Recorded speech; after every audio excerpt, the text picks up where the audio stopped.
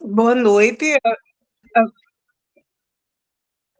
boa noite a todas as pessoas presentes e bom dia, boa tarde a quem for ver depois.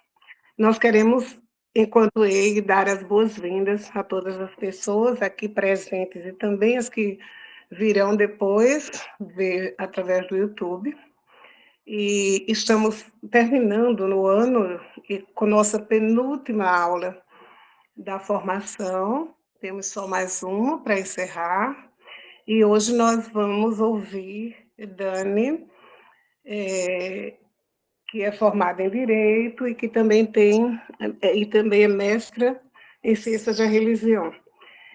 E no momento em que nós precisamos mesmo falar, né, dessas questões ligadas ao direito no nosso país, onde, ao invés de estarmos com novas conquistas, né, evoluindo nesse campo, estamos arriscando perder direitos já adquiridos. Então, é muito importante que a gente esteja bastante atenta a isso, né? Dani é da coordenação de formação e também de projetos. Então, seja bem-vinda, Dani, a palavra é sua. Obrigada, Graça. Boa noite para todas que estão aqui, boa noite para quem vai nos assistir depois, bom dia, boa tarde, enfim. É um prazer estar aqui nessa oportunidade, podendo falar um pouco, né, de uma pesquisa que eu fiz há algum tempo dentro da EIG mesmo, sobre a pluralidade religiosa e a laicidade do Estado, né? Esse imbricamento religião e Estado é um assunto que me interessa muito, né? Um assunto que eu gosto de pesquisar, gosto de falar. Então, nós vamos fazer um bate-papo aqui, né? Eu quero trazer alguns dados históricos, para que a gente possa ir percebendo a construção do nosso chamado Estado laico, né? Desde a nossa formação enquanto país, até a nossa redemocratização, e o papel, né, da igreja, o papel da lei, né, nessa construção coletiva aí de Brasil. Preparei alguns slides e eu vou compartilhar com vocês. Espera aí, eu sempre me embanando aqui, mas eu sei fazer.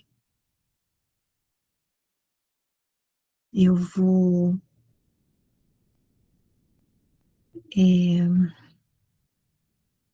primeiro eu tenho que pedir para compartilhar a tela.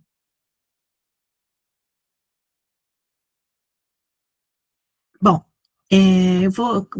Sui, vou pedir para você me ajudar se você está vendo a minha tela compartilhada.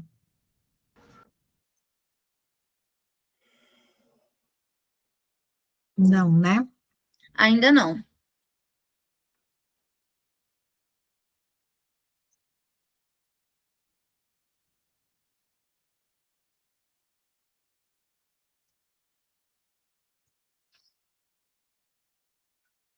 Agora?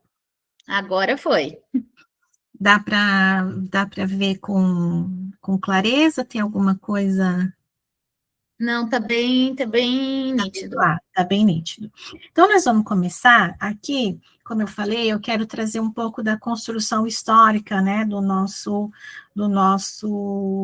país, que hoje nós chamamos de nação, né. Vamos, para que a gente possa tratar, partir do mesmo princípio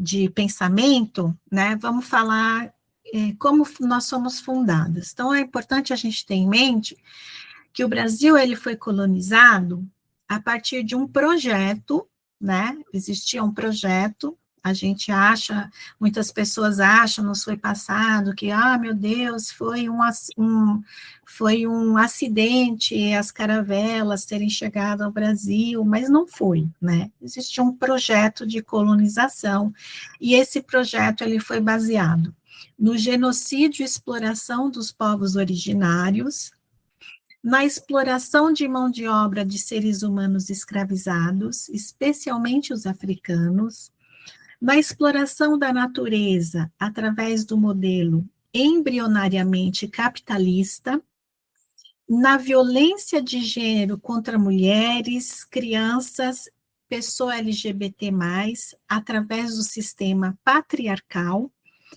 e no apoio da Igreja Católica, justificando tudo isso com uma teologia cristã que se sobrepunha como a religião oficial da colonialidade.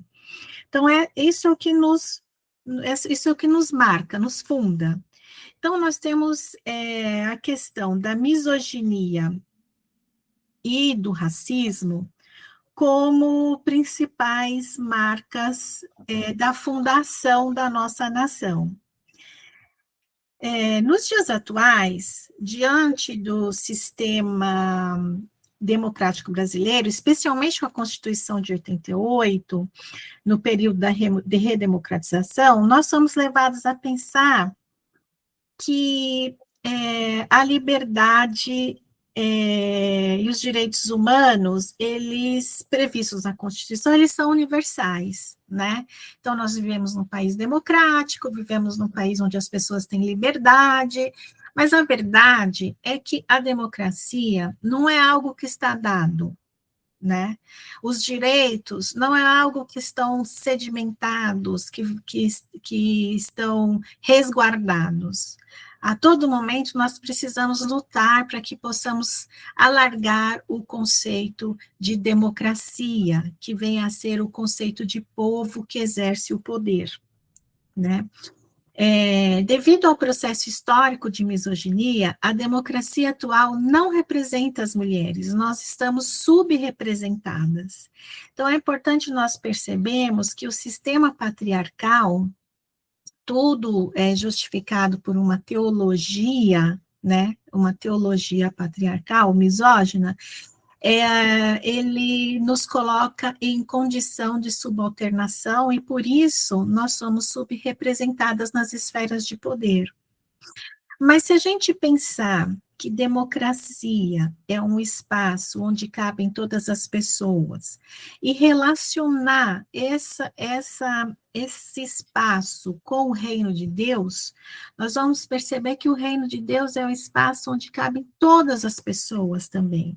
O conceito de reino de Deus anunciado por Jesus Cristo é o reino que acolhe as pessoas sem distinção, já não há homem, mulher, já não há grego ou persa, já não há gentil, já não há judeu ou pagão. Todas as pessoas cabem no conceito do reino de Deus. Então, é possível que a gente faça essa sincronia entre a democracia e o reino de Deus. Por isso, para a pessoa cristã, não é contrária, lutar por democracia não é contrário ao cristianismo, muito pelo contrário. A expansão do reino de Deus, a expansão da democracia, é sempre a inclusão de mais e mais pessoas, especialmente as excluídas, né?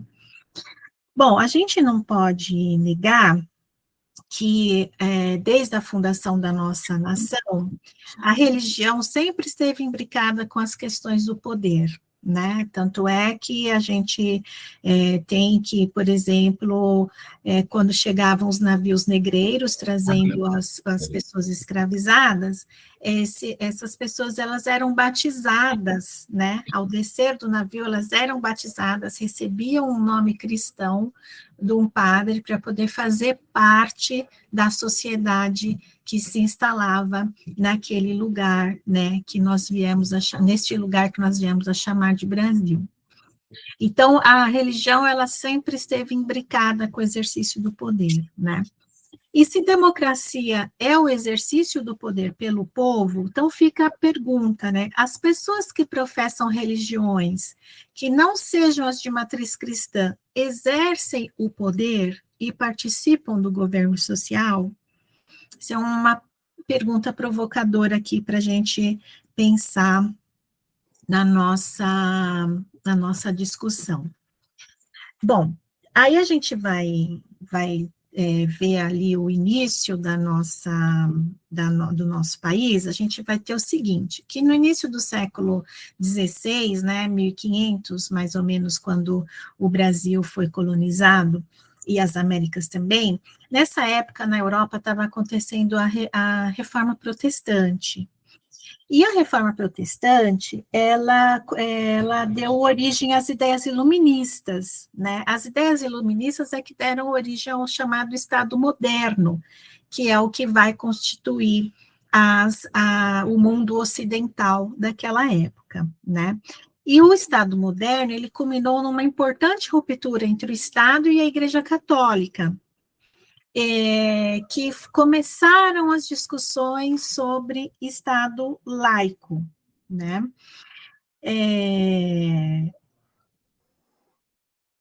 Deixa eu ver aqui. Então, a Reforma Protestante e o início das ideias iluministas, elas geraram a discussão sobre o Estado laico. O que é o Estado laico? Aquele Estado que não tem uma religião oficial. Esse é o conceito de Estado laico, ele não tem uma religião oficial. Então, a partir dessa discussão, a Igreja Católica vai perdendo a sua influência sobre as questões de governo na Europa e no mundo colonizado pelos europeus, que é o nosso caso, né? Um grande expoente do pensamento iluminista, com as ideias de direitos universais, então todo homem tem direito à propriedade, tem direito à liberdade, né? Tem direito são bens alienáveis, né? Liberdade e propriedade são bens alienáveis que constituíram, por exemplo, a independência dos Estados Unidos. Um grande expoente desse ideal iluminista foi John Locke, né? E o John Locke tem um aspecto importante da biografia dele que pouco se fala. Ele era traficante de pessoas escravizadas, né? Ele era acionista de uma empresa que traficava seres humanos para serem escravizados. Então, logo para John Locke, as pessoas africanas, elas não entravam no conceito de humano, e, portanto, não faziam jus aos tão defendidos direitos universais. Então, os direitos universais, como liberdade e propriedade, eles... achei aqui, ó, a frase importante da Declaração de Independência. Todos os homens são criados iguais, são dotados pelo Criador de certos direitos inalienáveis. Entre eles estão a vida, a liberdade e a busca da felicidade. Então, a vida, a liberdade e a busca da felicidade eram direitos concedidos por Deus para os homens, e ninguém podia abrir mão desse direito. Nem o Estado podia não conceder esse direito às pessoas.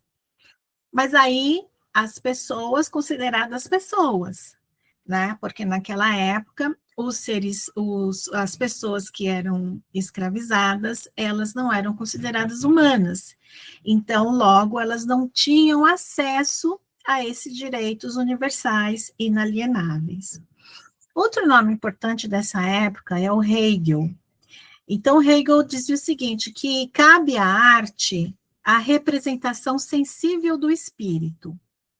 Mas, para o Hegel, a África não estava enquadrada neste conceito, pois não tinha cultura, não tinha humanidade, não tinha espiritualidade e, portanto, não tinha Deus. Então, a gente começa a perceber que esses ideais de direitos universais e inalienáveis, eles só se aplicavam às pessoas brancas. as pessoas brancas ocidentais, né? As pessoas negras e asiáticas, elas não nasceram dotadas desse direito. E é muito interessante que nem Locke nem Hegel estiveram na África. Eles elaboraram as suas ideias a partir de histórias, né, a partir de anotações que outras pessoas fizeram das suas impressões quando estiverem na África e na Ásia. Para eles, a África e a Ásia eram lugares amaldiçoados. Por isso, eles tinham a Europa como a civilização europeia como superior às outras civilizações, né? Porque eles eram amaldiçoados. Bom, a efervescência do Estado moderno trouxe discussões sobre democracia e laicidade. Nessa época, já no século XVIII, ocorre também a Revolução Francesa, cujo expoente foi Voltaire, e Voltaire escreveu um tratado sobre a tolerância. E interessante é que Voltaire também era traficante de pessoas escravizadas, assim como Locke vivia do tráfico negreiro e participava da maçonaria. Veja que é muito importante o papel da maçonaria no mundo, né? No mundo europeu, no ambiente europeu e nos países em que eram colonizados pela Europa.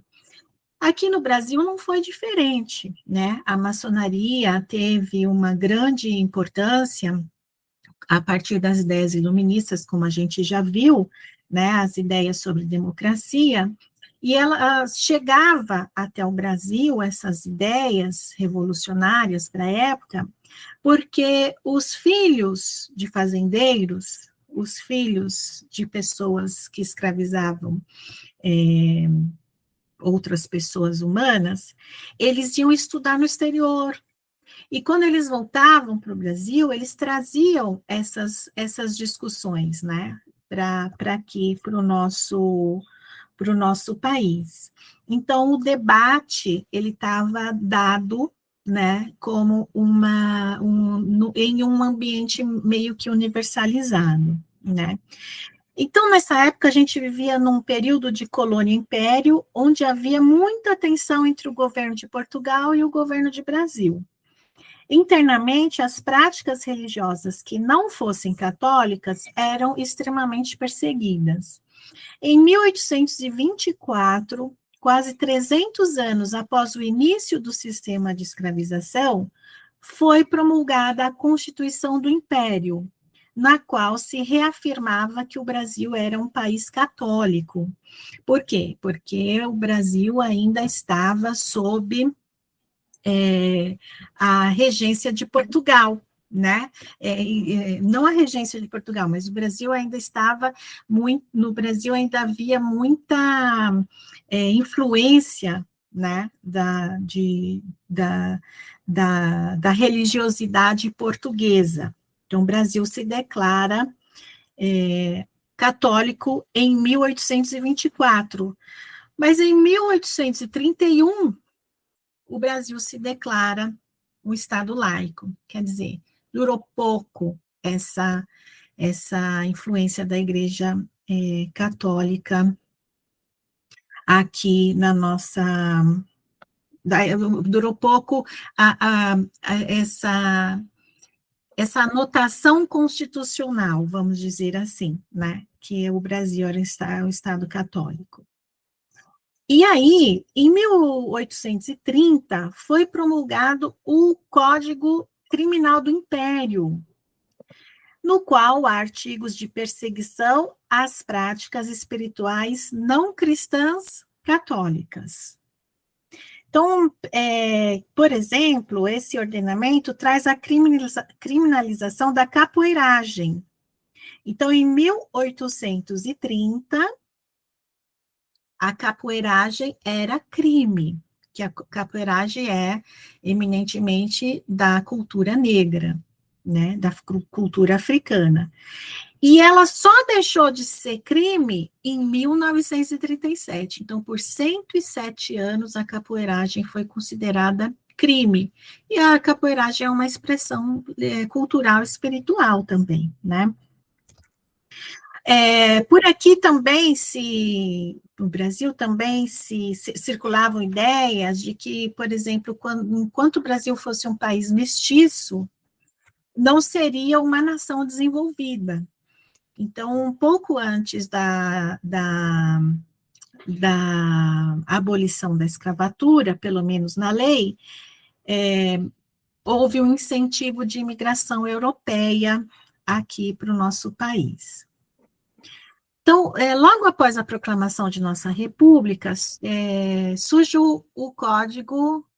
isso aqui eu já falei.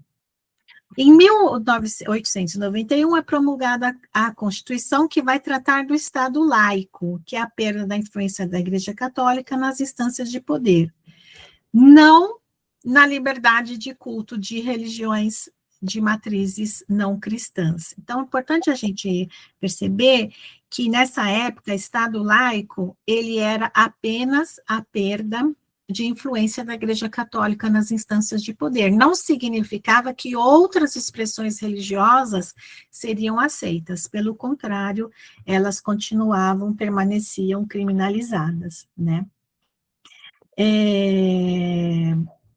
Em 1890, aí as práticas de saúde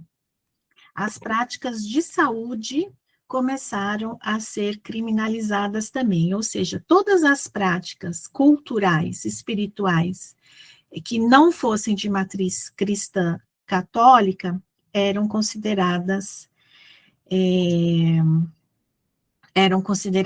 crime, né?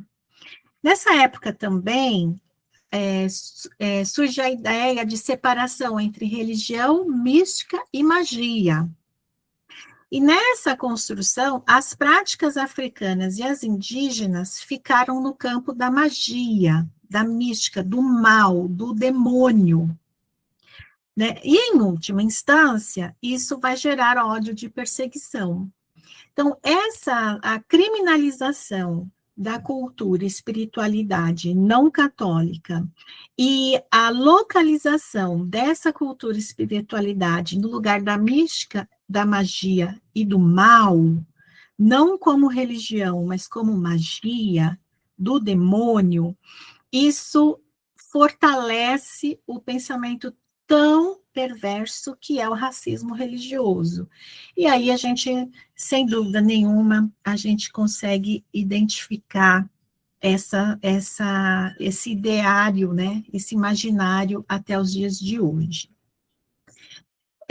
Então, a partir dessa reflexão, vamos perceber que a proclamação da República sobre as ideias iluministas, aos chamados direitos e liberdades universais, não deixou todos os povos em pé de igualdade com relação às suas práticas religiosas. Uma era permitida, incentivada e legal.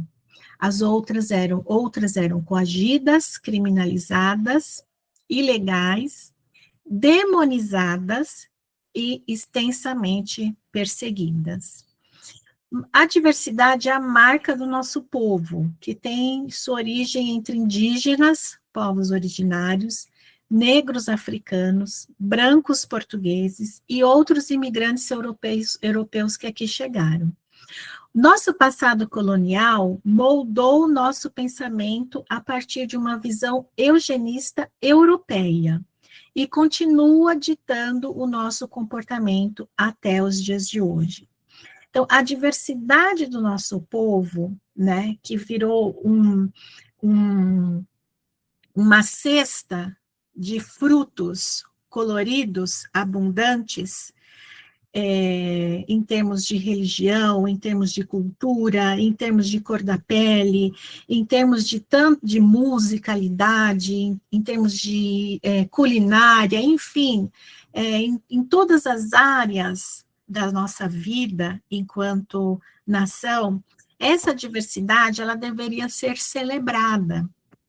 mas, na verdade, a gente tem vergonha, a gente tem ranço, e isso, a origem disso está nessa visão eugenista europeia.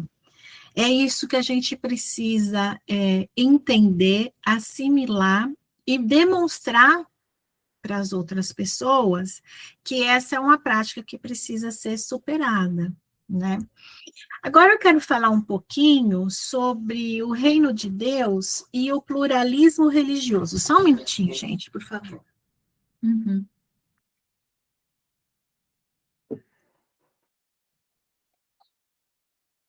Fui pegar minha Bíblia aqui, esqueci de acessá-la com antecedência. Eu quero falar um pouquinho do reino de Deus e do pluralismo religioso, né? Se existe a discussão, se nós discutimos anteriormente que defender a democracia não era contra o cristianismo de Jesus de Nazaré, fica a pergunta: defender a laicidade do Estado e a pluralidade religiosa é contra o Evangelho? Então, nós temos ali um texto super conhecido, a mulher cananeia, né, Mateus 15, 21, 28. Eu vou dar uma lida para vocês. Tendo saído Jesus dali, retirou-se para os lados de Tiro e de Sidom. Uma mulher cananeia, que tinha vindo daquelas regiões, clamava: Senhor, filho de Davi, tem compaixão de mim. Minha filha está horrivelmente endemoniada. Todavia, ele não lhe respondeu palavra. Chegando os seus discípulos, rogaram-lhe: despede-a, porque vem clamando atrás de nós. Mas Jesus respondeu: não fui enviado senão as ovelhas perdidas da casa de Israel. Contudo, ela, aproximando-se, o adorou, dizendo: Senhor, socorre-me. Ele respondeu: não é bom tomar o pão dos filhos e lançá-lo aos cachorrinhos.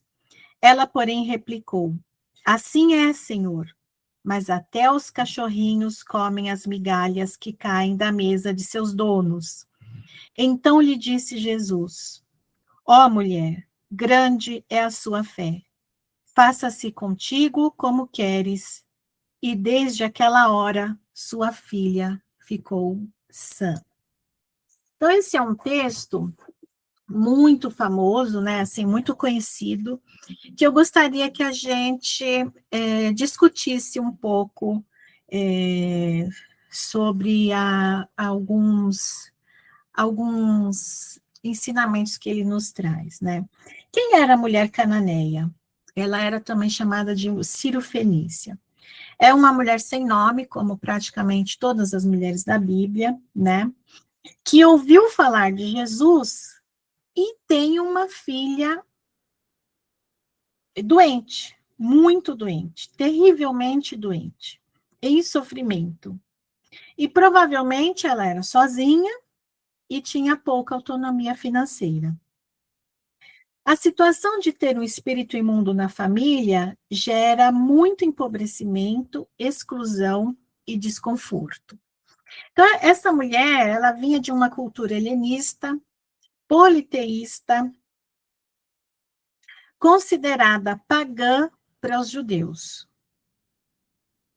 Além disso, a região de Tiro, que era de onde ela vinha, explorava a Galileia na cobrança de impostos, literalmente comendo o pão que a Galileia produzia. O texto que lemos nos retrata a imagem de uma casa judaica, onde o pão era consumido à mesa pelas crianças. Os cachorros que se alimentam das migalhas também são colocados na cena. Naquele tempo, os povos inimigos dos judeus eram chamados de cães do mato. No versículo 24, nós vemos que Jesus responde que não atenderia aquela mulher porque ela não era judia e ele havia sido enviado apenas para os judeus. Ou seja, ainda neste momento, para Jesus, o conceito do reino de Deus estava restrito aos judeus. Pessoas de fora dessa religião não poderiam acessar os benefícios do reino de Deus.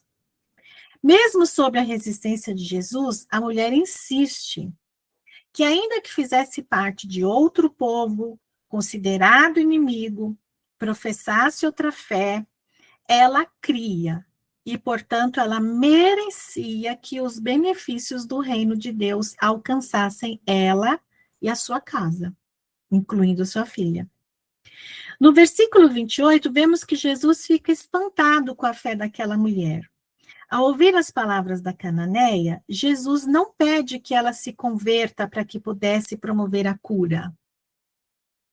Ele não fala, se converte primeiro que depois eu curo sua filha. Não. Ele nem passa pela cabeça de Jesus a conversão daquela mulher. Pelo contrário, ele reconhece a fé, o tanto que ela cria nos benefícios do reino de Deus, e concede o pedido daquela mulher. A fé dela ensina Jesus que a vida em abundância é um direito de todas as pessoas que acreditarem nessa mensagem. A ousadia dessa mulher ensinou a Jesus. Por outro lado, Jesus, um mestre religioso, deixou-se ser ensinado por alguém que professava uma fé diferente da dele. Jesus, um judeu, aprendeu com uma mulher que vinha de outro povo, de outra cultura, uma condição de vida e espiritualidade muito diferente da judaica, e deixa com que a sua compreensão se expanda. Jesus se compreendia enviado apenas para os judeus. Depois que ele se encontra com essa mulher, é tão importante esse encontro, que ele expande essa compreensão, e ele fala, o reino de Deus é para todas as pessoas, de todas as espiritualidades, de todos os lugares. Então, assim a gente pode compreender que Jesus aceitou e acolheu aquela religiosidade, aquela espiritualidade, aquela mulher, do jeito que ela vinha, com a sua essência, com toda a sua cultura, sua bagagem cultural. Então, Jesus reconhece aquela mulher. A fé daquela mulher transforma o pensamento de Jesus. Então, neste sentido, o pluralismo religioso é bem-vindo para a expansão do reino de Deus. Então, o que eu quero dizer com isso é que, assim, se para a pessoa cristã lutar por democracia não é contrário ao cristianismo, lutar pelo pluralismo religioso, pela liberdade de crença, pelo respeito às culturas e outras espiritualidades, também não é contra o cristianismo. Agora, vamos falar um pouco sobre a laicidade e a religião. Estado laico é aquele que não adota uma religião oficial, mas promove a liberdade religiosa e protege as pessoas que não optarem por uma crença. Então, nesse sentido, a gente precisa reconhecer que a gente não pode mais aceitar as perseguições das religiões de matrizes não cristãs em nosso país, né? Nós precisamos lutar, nós precisamos denunciar que, inclusive, constitucionalmente, essas pessoas têm o direito. E, a partir de uma ética cristã, elas têm o direito de participar desse ambiente em que cabem todas as pessoas. A democracia é para todas as pessoas, inclusive aquelas que têm uma espiritualidade diversa da espiritualidade cristã. Então, se a Constituição Federal de 88 garante o direito fundamental, o direito humano de liberdade de pensamento, de consciência e de religião, precisamos lutar para que as pessoas que professam religiões de matrizes não cristãs possam exercer suas espiritualidades em paz e em segurança. Mas, para além disso, para além da garantia da pluralidade religiosa, porque o Estado é laico, nós precisamos tensionar esse Estado para que ele exerça a laicidade, para que o Estado seja de fato laico e deixe de tratar políticas públicas a partir da moralidade dita cristã. Né? Então, nós vamos aqui deixar como forma de denúncia, né? Como forma de escândalo, que ontem, dia 5/11/25, a Câmara dos Deputados votou a favor de medidas que restringem o acesso a um aborto seguro e acompanhado para crianças vítimas de estupro, sob a alegação de uma moralidade cristã. Esse direito foi garantido pelo Código Penal em 1940. Há 85 anos, o aborto é legal em caso de estupro. E olha o tamanho do retrocesso que nós tivemos. Um direito que há 85 anos tinha sido garantido. Nós estamos vendo ele se perder em nome de uma ética cristã. Então, é muito importante que a gente entenda que a laicidade do Estado, ela não, assim como a democracia, não está dada. Nós precisamos o tempo todo fazer essa atenção, porque desde 1890 que se fala de Estado laico, e mesmo assim nós ainda não conseguimos desamarrar os laços, né, desamarrar esses laços de pertença religiosa para as pessoas públicas que ocupam cargos públicos e compõem o Estado, né, especialmente o legislativo. Então, a luta pela democracia, pelo Estado laico e pela liberdade religiosa não é contrária ao cristianismo. O reino de Deus é para todas as pessoas. No conceito de povo, deve também caber todas as pessoas, independentemente da sua fé. E aí, para você que nos assiste, você pode contribuir com o nosso trabalho, está aqui a nossa chave Pix, e muito obrigada. Agora eu quero ouvir vocês.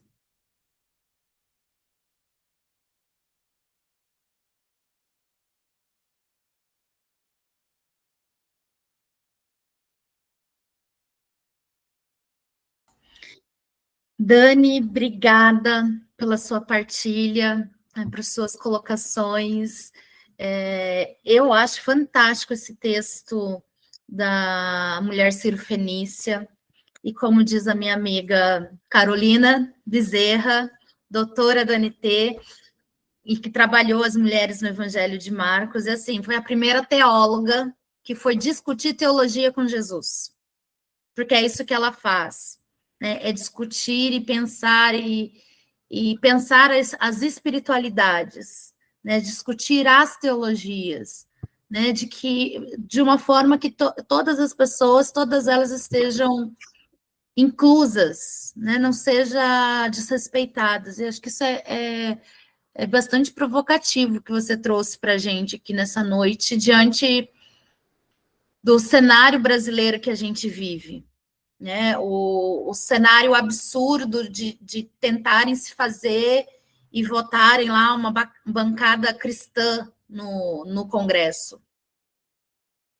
Então, tá bom, vão ser todas as outras bancadas das diversas umbandas, do candomblé, do budismo, do espiritismo, kardecismo, seixonoe, budista, e aí põe 3 pontinhos aí, porque tem uma afinidade da coisa toda, porque a gente tem visto esse movimento fundamentalista cristão, não só evangélico, mas cristão, porque a gente tem muita força também dentro do conservadorismo católico romano, né? Então, acho que essa discussão é muito importante, a gente reforçar, né, essa laicidade do Estado, essa defesa da laicidade, que ainda no nosso país é meio mito.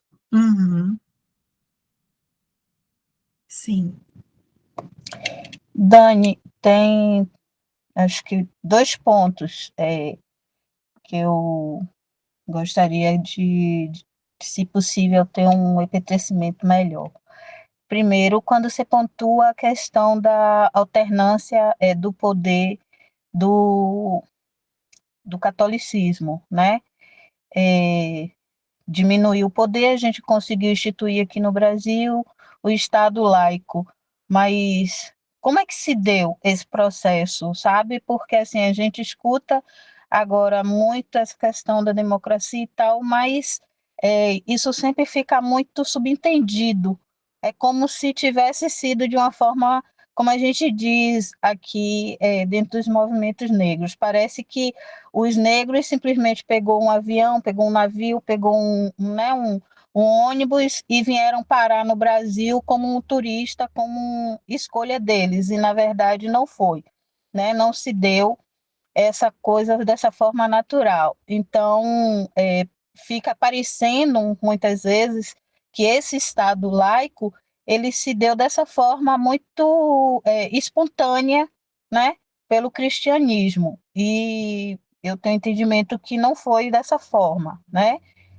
Para a gente chegar nesse processo de laicidade, houve muita luta e muito desgaste, mas eu gostaria de ter esse norte nesse segmento. E quando você pontua a passagem aonde, né, a Cananeia questionou Jesus e o resultado, o efeito disso, o sentimento que eu tenho é de que, naquele momento, para além de reconhecer as outras, né, espiritualidades, quando Jesus faz isso, ele ratifica também a existência dessas espiritualidades, né?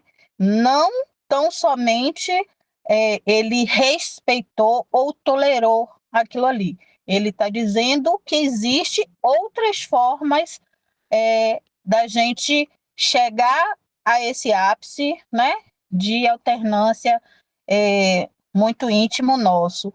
Então, esse é outro ponto que ultimamente, principalmente aqui dentro dos movimentos, eu tenho batido muito, porque eu tenho escutado muito de pessoas que falam defender o Estado laico, que está na luta interreligiosa, mas, em compensação, tece observações como: mas você sabe que Deus era contra o bezerro de ouro, né? Você sabe que é pecado, que ou você serve a Deus ou você serve a Mamon. Então, assim, como você trouxe provocações e a gente está num ambiente que termina sendo um pouco majoritariamente evangélico, então eu também estou devolvendo um pouco as provocações que têm me angustiado nesse dia a dia. Bom, primeiro sobre a laicidade, né, foi um processo tenso, com certeza, né, houve muita discussão, muita briga, especialmente porque a Igreja Católica, com certeza, não queria abrir mão das benesses que ela tinha dentro do Estado. Mas eu acredito que isso era uma tendência daquela época, né? Então, declarar que o Estado é laico, ele não quer dizer que na prática tenha acontecido dessa forma, né? Eu não sei exatamente como que se deu o processo de discussão, não acompanhei isso, mas a gente sabe que até hoje é assim que funciona, né? Mesmo que o Estado tenha se declarado laico, a cultura brasileira, ela tem muita influência da religião. Então, eu acho que a coisa mais importante está aí, porque se a igreja deixou de fazer parte do Estado, de alguma forma, ela não deixou de fazer parte da cultura. Se ela perdeu parte do poder nessa época, né, nesse movimento, ela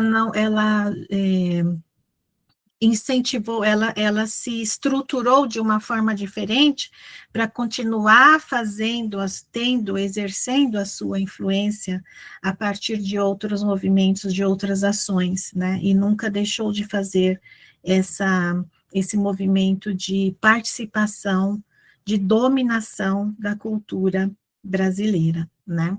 E com relação a sua provocação, né, sobre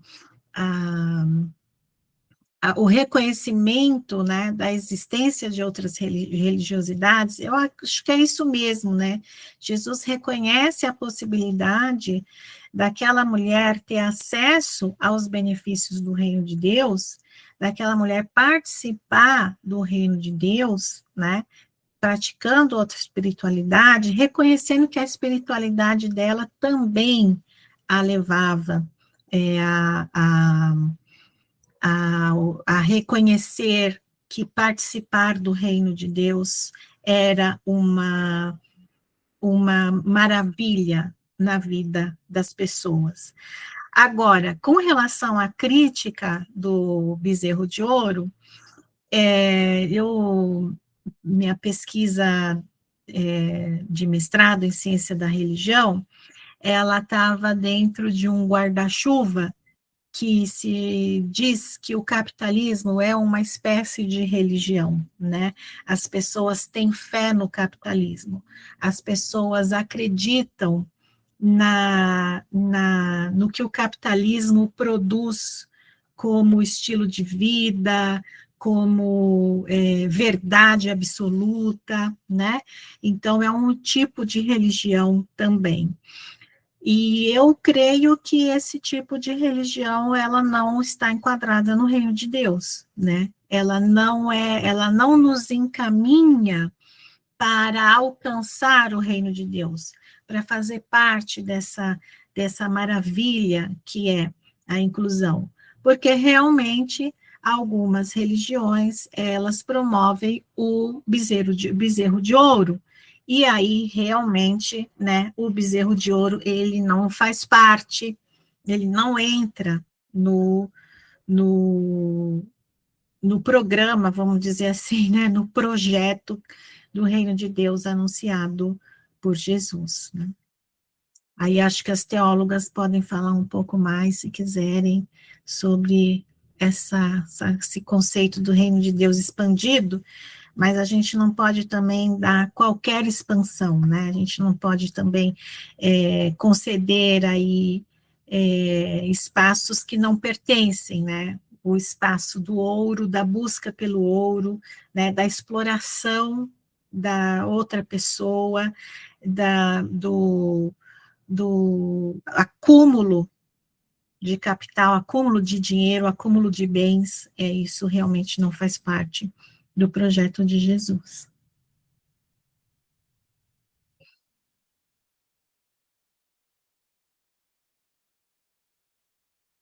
Mais alguém quer falar mais alguma coisa, fazer um comentário? Voltando a essa questão, né, desse retrocesso do que aconteceu ontem e do que está se lutando há um tempo, né, eu não me canso de repetir e não me canso de me angustiar de que as pessoas, e isso é certo, que a grande maioria das pessoas nem tem conhecimento de que existe, né, de que existe esse direito. E imagine, nós estamos correndo o risco de perder algo que, se perdermos, as pessoas, a grande maioria da população, nem chegou a saber que teve esse direito durante todo esse tempo, né? E nunca pôde usufruir dele. e fica parecendo que é um favor ou é uma exceção. E o primeiro passo para se tomar medidas, né, se tomar posição e acontecer transformação é o conhecimento. E eu fico pensando como, né, como levar isso às pessoas para que, sabendo de que tem uma lei que permite, que garante esse direito, né, possam exigir, possam lutar mais e possam estar juntas conosco nessa luta pela não perda disso que já existe há tanto tempo. Então, em toda oportunidade que eu tenho, seja qual for o assunto, eu tento arranjar uma brecha para falar sobre isso, sabe? Para que as pessoas saibam que é um direito adquirido e que é tão antigo, né? Eu sempre digo, daqui a pouco faz um século e as pessoas não puderam usufruir desse direito e ainda estão querendo tirar, ao invés de avançarmos, né? Muito triste e angustiante. Sim. E é muito importante a gente destacar também que esse direito ele não foi usufruído da forma como poderia ser, ele não foi difundido na nossa sociedade, não foi assimilado, né, pela nossa sociedade, como poderia ter sido, como deveria ter sido, muito por conta dessa moral cristã, né, que coloca o aborto como um pecado absoluto, né, como um pecado capital. Então, essa moralidade cristã que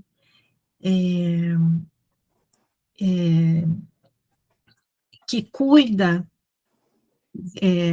cuida não, que domina os corpos das mulheres, mas não se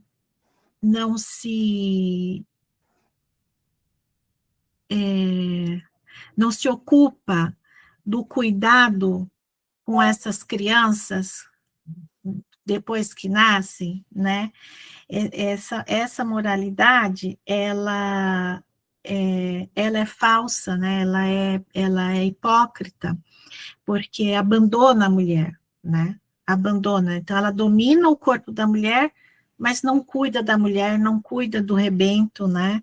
Então, é muito... existe essa dicotomia muito grande, né, na nossa sociedade, essa hipocrisia muito grande. E não reconhecer que uma menina, né, de 14 anos não possa ser mãe, nem passa pela cabeça dessa ideia retrógrada de que a mulher nasceu para ser mãe, né? A mulher é obrigada a ser mãe, é obrigada à maternidade, né? Valéria, Dagmar, depois. Obrigada, Dani, por essa aula muito boa. Eu ia falar exatamente nesse sentido, né, de como fica nítida essa hipocrisia na nossa sociedade, que é uma sociedade, como você colocou, né, historicamente construída com esse capitalismo que também se tornou, né, uma religião do Estado, né, então, mas que veio com a colonização nessa vertente cristã, né, de religião cristã, primeiro de vertente católica, né. Então, eu iria falar exatamente essa questão da hipocrisia, né, porque a gente vem falando, através da campanha, né, que criança não é mãe, né, estuprador não é pai, e a gente precisa acrescentar que criança, né, que menina também não é esposa. Foi na mesma semana que veio à tona a notícia de que em 2022, se eu não me engano, vocês me corrijam aí, mas tivemos 34 mil registros de casamento de meninas entre 10 a 14 anos.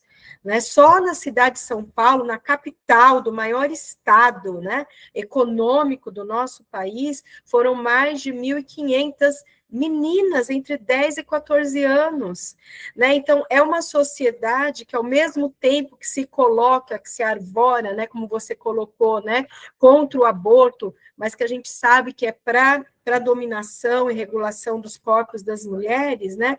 Ao mesmo tempo, é uma sociedade que regulamenta a pedofilia através do casamento, né? Então, criança não é mãe, estuprador não é pai, e criança também não é esposa. Né? Então, assim, o estatuto da criança e do adolescente não é levado a sério no nosso país, né?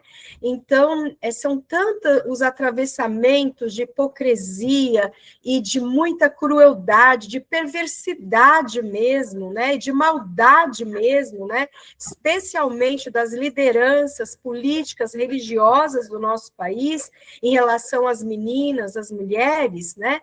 Que realmente a gente percebe que a gente ainda tem muita coisa, muita luta a se fazer, né? E aí eu super concordo também com a provocação que a Dagmar fez, né?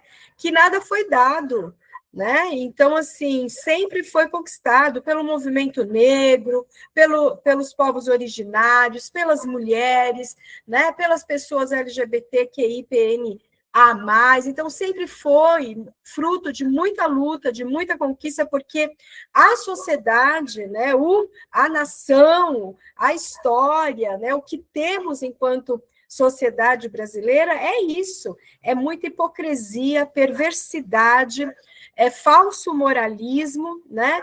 Então, realmente, a gente precisa continuar a se, minimamente, como a Graça disse, se indignar, né? A realmente colocar aquele versículo de que não vos conformeis com este mundo, né? Muito assim para a gente viver dentro do nosso país, né? De não nos conformarmos com esta hipocrisia, né? Perversa especialmente das lideranças religiosas, especialmente cristãs, de vertente católica, evangélica, protestante, pentecostal, neopentecostal, né? E também de outras religiões, né? Que também, como eu diria, colocam, né? Se acobertam pelo religioso a sua própria perversidade e maldade, crueldade contra as crianças, contra as meninas e contra as mulheres, né? Então, muito obrigada, Dani, por trazer toda essa reflexão, essa cronologia aí, né, histórica, e essas reflexões para a gente reiterar, né, as nossas formações que acabam nos fortalecendo para nos incomodar e continuar também incomodando. Obrigada.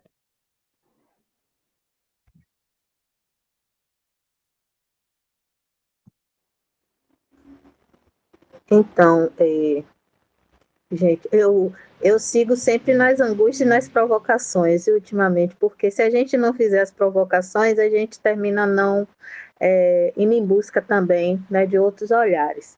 E aí eu quero trazer uma que é em cima de uma frase também dita sempre constantemente, de que Deus não é um só, né?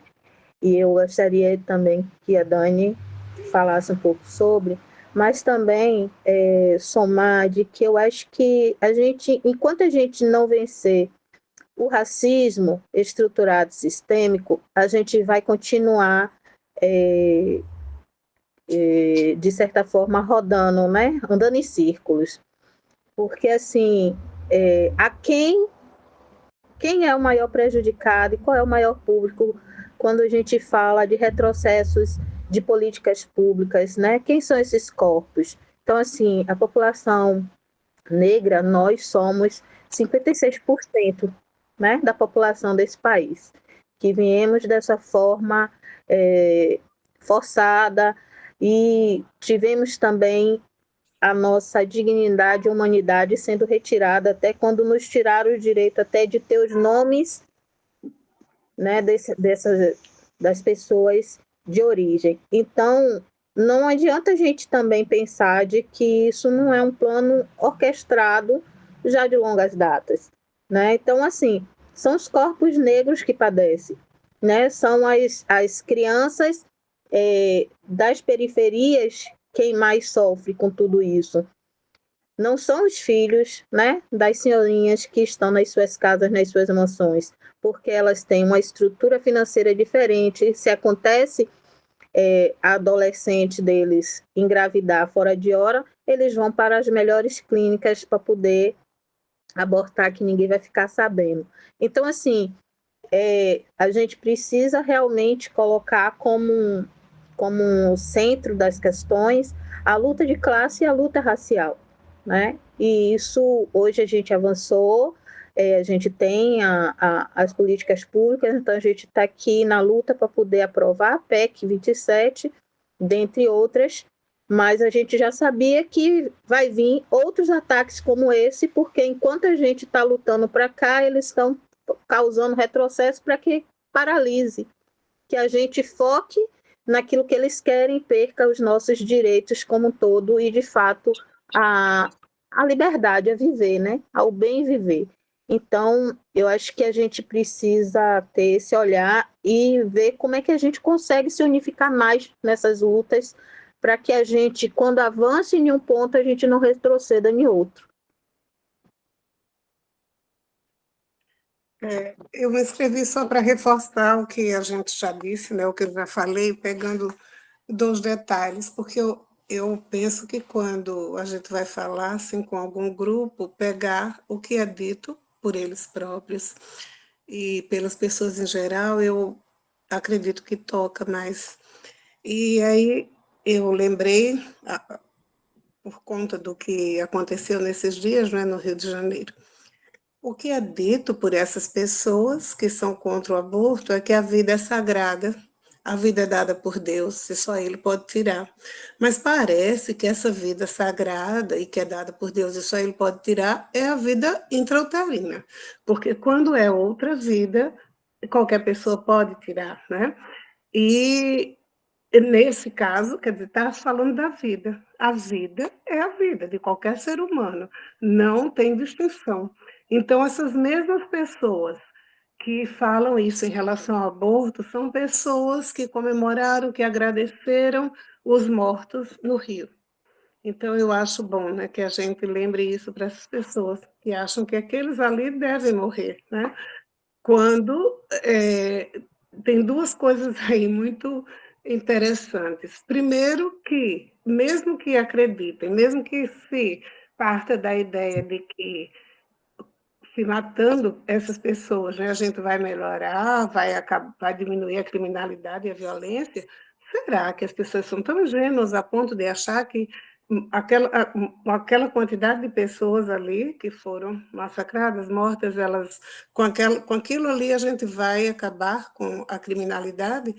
E a outra coisa, né? Não temos pena de morte, e se tivéssemos, ainda tinha que haver um julgamento para que essa pessoa fosse morta.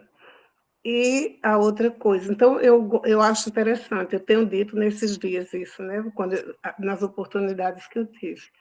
Se a vida é sagrada, toda vida é sagrada, independente de quem seja, não é? E em que idade ela esteja, né? Se ainda é um feto, se é adulto, se é adolescente.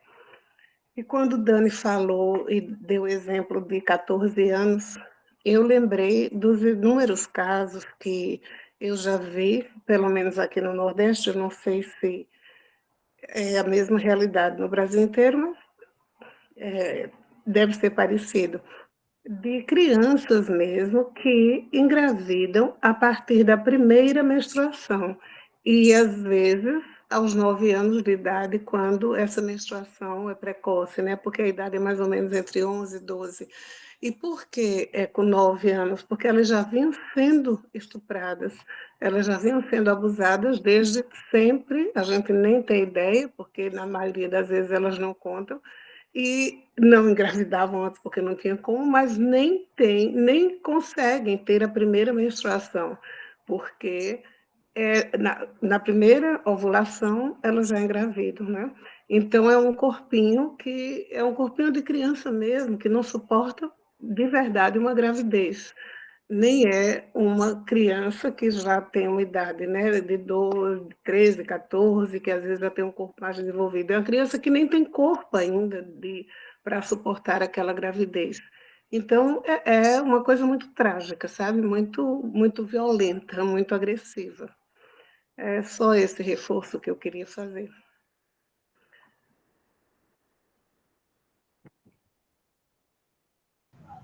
Sou eu agora, Sim, Lau, você.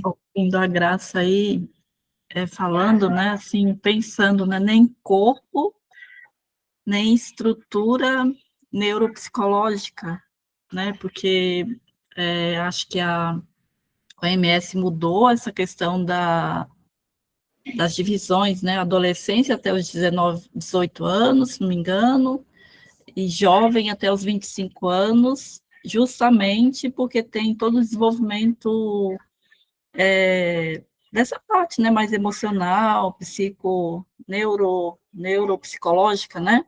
Eu tenho um adolescente em casa, então eu vivo essa montanha russa aí de sentimentos, né, de confrontos, enfim. Mas eu levantei a mãozinha assim para também uma coisa que eu lembrei, né? Sou um pouco assim, porque quando a Dani falou desse processo, né, de criminalização das práticas populares de saúde, da questão da capoeira também, né? Então, também teve essa parte da criminalização das parteiras, né? E de todos esses processos aí, então, a vida das mulheres, né? Principalmente as mulheres negras escravizadas, foi elevada também a um outro grau de dificuldade, né? E aí a própria Graça, um dia, numa das formações, ela citou o filme da Madame Durocher, né, Graça? Que eu até fui ver depois. Eu já sabia sobre ela, eu já tinha lido, eu pesquisei, eu li algumas coisas sobre ela quando eu estava fazendo a minha tese, e assim, né, comecei a ler toda empolgada, assim, oh, que incrível, mas, assim, até para dar contextualizar, né, uma questão da época também, dentro dessa dinâmica toda trágica do processo de colonização, da escravização, ela mesma, né, ela comprava as mulheres e faziam delas amas de leite, né, quando elas engravidavam, todo esse processo aí que a gente já sabe. E quando ela entra, né, quando ela é aceita na faculdade de medicina lá, e tem um médico, né, esse médico é um homem negro, é um dos primeiros médicos negros, né, que tem na história do Brasil, todo esse processo das universidades no país, né, que é bem antigo, quer dizer, foi bem recente, né, enquanto você tem universidades da Europa de 500 anos, assim, no Brasil, as universidades chegam bem, né, porque também é uma estratégia, né, não dá acesso à educação, enfim, e eu estudar fora. Então, tem a história desse médico, ele aparece no filme também, né, que é o Joaquim Cândido. Em determinado momento no filme mesmo, ele interpela ela.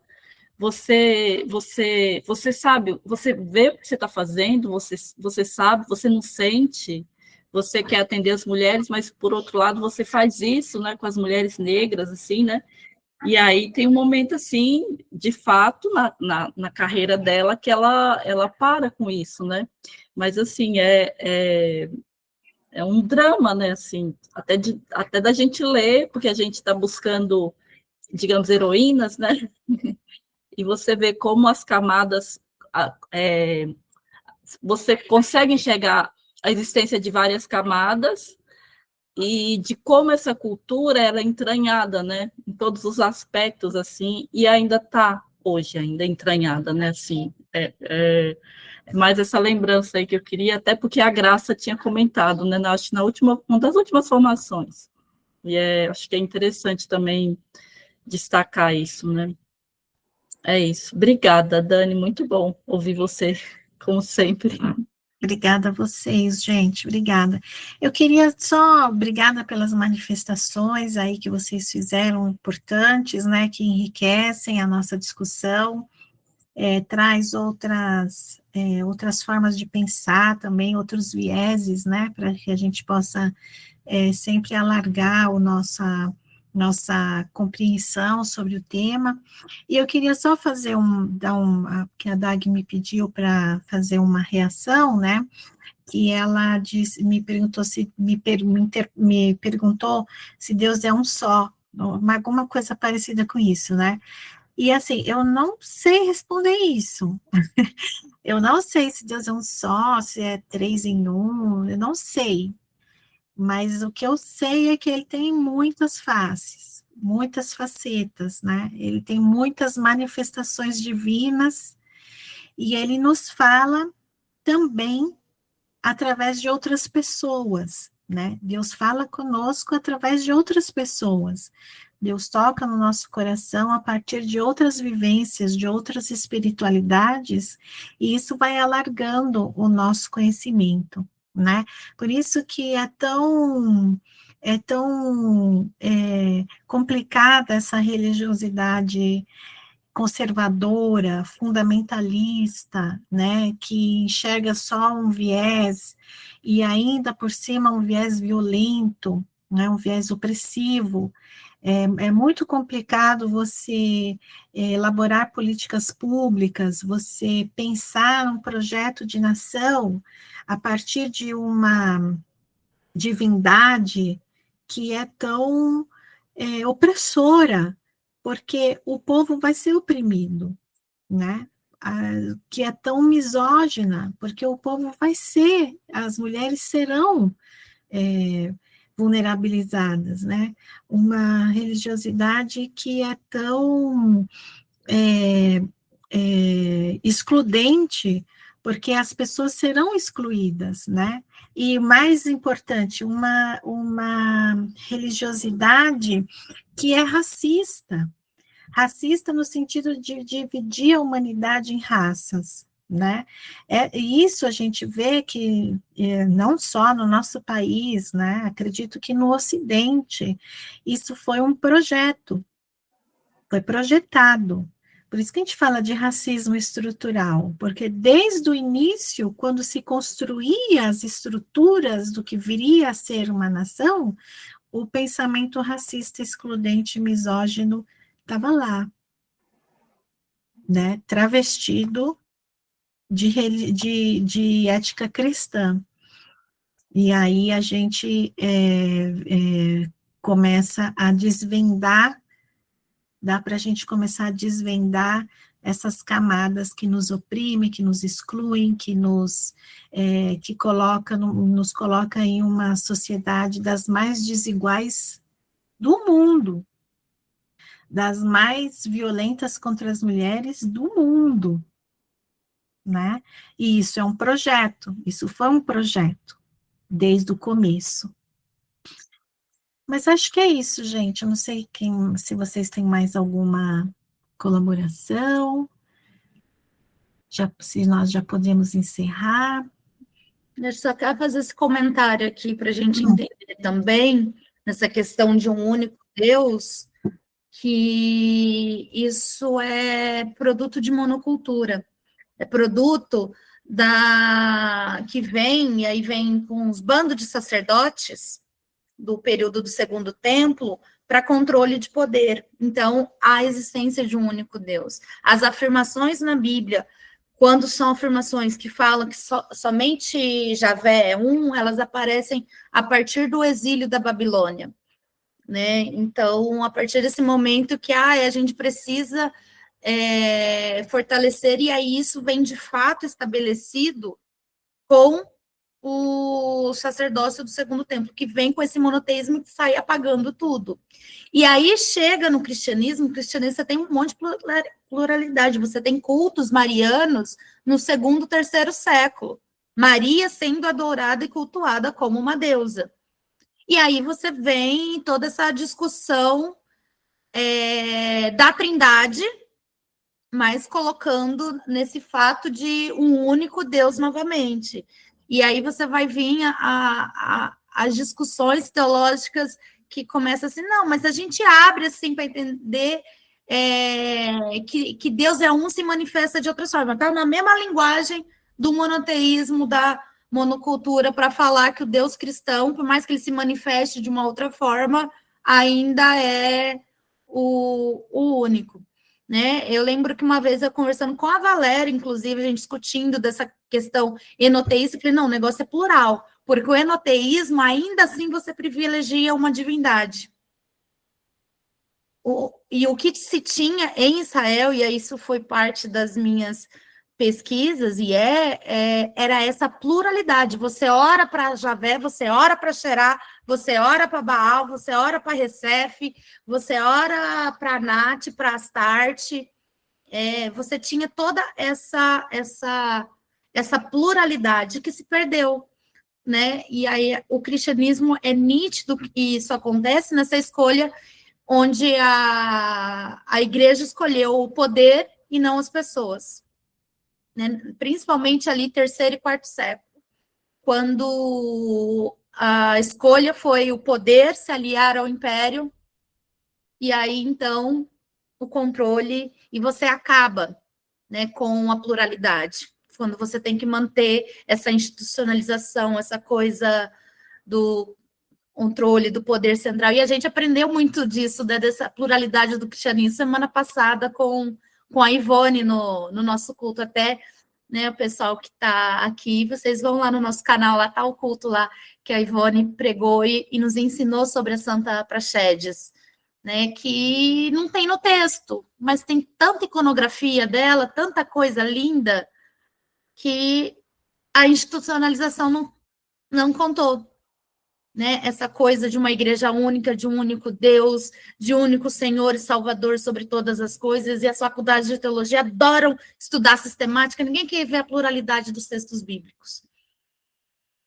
Era só esse comentário, assim. E aí é muito bonito quando a gente começa a conversar, né? E acho que esse é um dos pontos muito legais do diálogo interreligioso, é a compreensão de visão de mundo, de como que são coisas parecidas, porque é a compreensão de visão da vivência de mundo, porque a gente mora no mesmo mundo, gente, ninguém está em outro planeta, né? A chuva cai aqui, a chuva cai na África, a chuva cai na Ásia, né? E essa percepção, povos que não se conversavam, você vai analisar mitos, São similares. a criação são muito similares.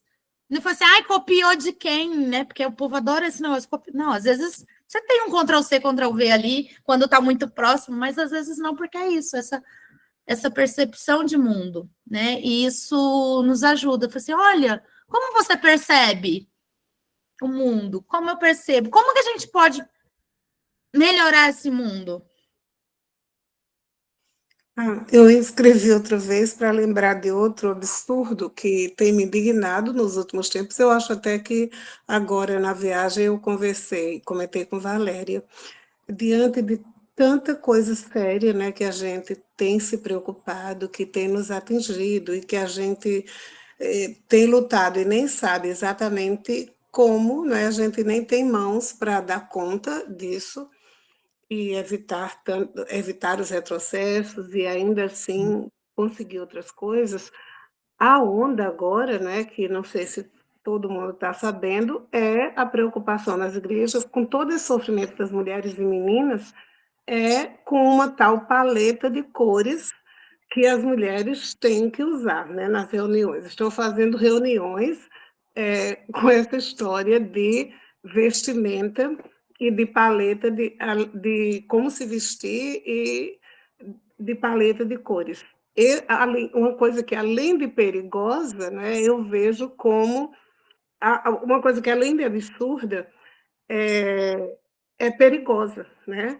Porque é de um trabalho de alienação de tal monta que onde a gente vai parar com isso? Quer dizer, como fazer, né? Como a gente conseguir seguir na luta se as mulheres se estão preparando as mulheres para esquecer todas as coisas sérias. Agora eu perdi vocês aqui, não estou vendo o rosto.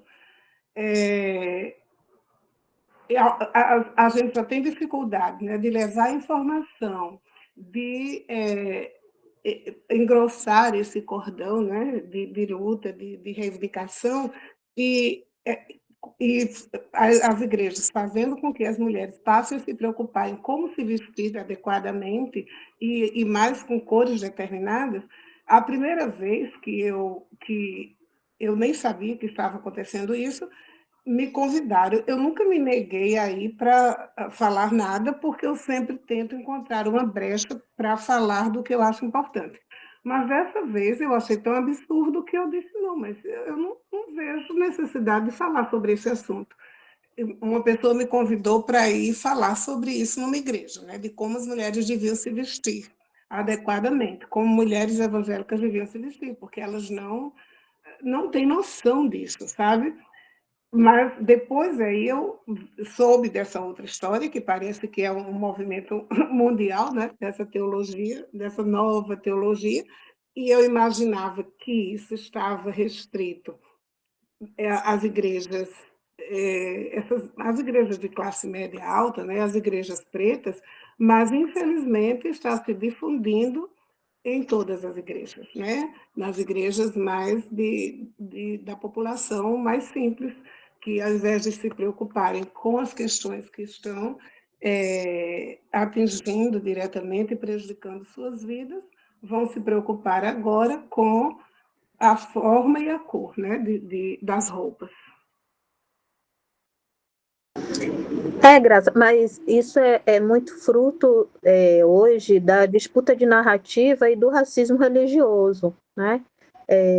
A gente tem visto muito enfrentamento nas redes e, assim, porque tem coisas que são específicas e que são culturas das religiões de matriz africana, tem coisas que são cultura dos povos negros, mas tem outras coisas que elas foram potencializadas dentro das religiões de matriz africana. Então, assim, anteontem mesmo eu vi uma pastora que ela estava usando um sapatinho, eu esqueci o nome agora, que se dá, mas que normalmente são ialorixás e equedes quem utiliza dentro dos terreiros, assim como uma determinada vestimenta.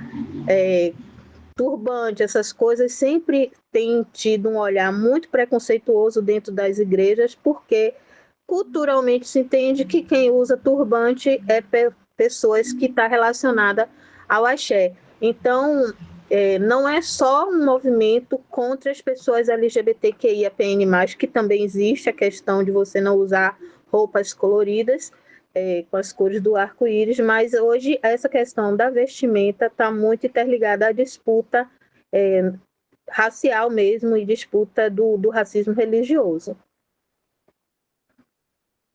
Bebel, eu li aqui o que você comentou e concordo, só que no momento em que falaram isso, né, foi sob outra perspectiva, nem parecia que era isso. Se eu já tivesse tomado conhecimento desse movimento e da coisa como está acontecendo, eu realmente teria ido, sabe, e discutido essa questão. Mas foi-me dado outra perspectiva e já faz um bom tempo e eu não percebi, não sabia ainda desse movimento geral, né, porque está sendo mundial essa coisa das cores. Pode ser, às vezes, vários tons de rosa, mas também, às vezes, tons de bege.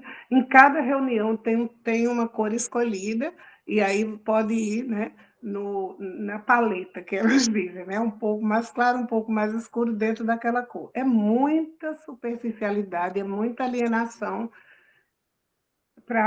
né, em meio a essa situação. É isso.